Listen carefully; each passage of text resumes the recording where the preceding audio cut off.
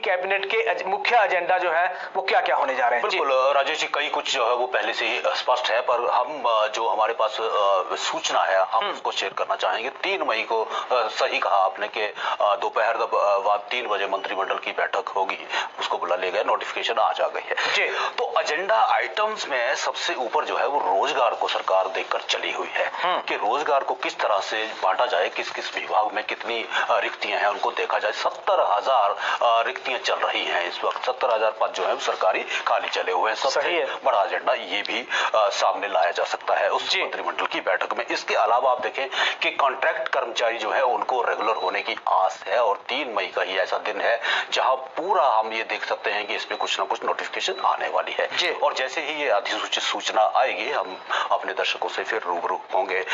OPS पे जो SOP आनी है उसकी नोटिफिकेशन भी राजेश जी 3 मई को ही आने वाली है। हम ऐसा दावा तो नहीं करते, पर जिस तरह की हमारे पास सूचना है कि 3 मई को इस पे भी कुछ होने जा रहा है जी। इसके अलावा आप देखिए कि सरकार ने स्वयं मुख्यमंत्री सुखविंदर सिंह सुक्खू जी कह चुके हैं कि नई भर्ती एजेंसी, आप देखिए कि सबऑर्डिनेट सिलेक्शन बोर्ड जो कमीशन था हमीरपुर, उसको भंग कर दिया गया है।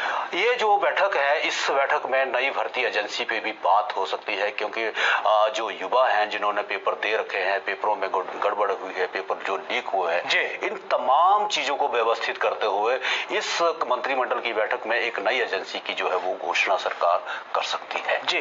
बिल्कुल, नई एजेंसी हमारे सामने आ सकती है, क्योंकि 70,000 पद भरने का दबाव कौन कैसे झेलेगा, किस तरह से एजेंसी काम करेगी, ये देखने वाली बात होगी। लेकिन सरकार बड़ी तेजी के साथ, खासकर अभी स्कूलों का अगर हम जिक्र करें, 20,000 से के करीब पद हिमाचल प्रदेश के स्कूलों में खाली हैं। और आज मैं एक आंकड़ा देख रहा था ओंकार जी, कॉलेज जो टीचर के ही 3,000 पद हिमाचल प्रदेश में खाली है। पूरे प्रदेश के कॉलेजेस की अगर हम एक समग्र उसका आकलन निकालें, आंकड़ा निकालें, 3,000 से ज्यादा पद वो स्कूल कॉलेजेस के लेक्चरर के हैं या प्रोफेसर के हैं, खाली हिमाचल में चले हुए हैं। तो परेशानी तो है, क्योंकि इस काम को गति कैसे देनी है, एजेंसी उसके लिए चाहिए। जहां तक कैबिनेट एजेंडे की बात है, मुख्य सचिव प्रबोध सक्सेना ने विभाग के सचिवों को निर्देश दे दिए हैं कि एजेंडा पे काम करें। और इसमें खास तौर पे एक चीज और इस बार मेंशन की जा रही है ओंकार जी की मुख्यमंत्री की बजट घोषणाओं से संबंधित मामले भी इस बार कैबिनेट की मीटिंग का हिस्सा होने जा रहे हैं, तो उन पे भी काम चल पड़ा है। तो 3 और खासकर ओपीएस की एसओपी आपने कहा कि 3 मई को जारी हो सकती है, ऐसे आपके सूत्र कह रहे हैं। तो ओपीएस के लिए देखें तो 13 का आंकड़ा बड़ा शुभ है ओंकार जी।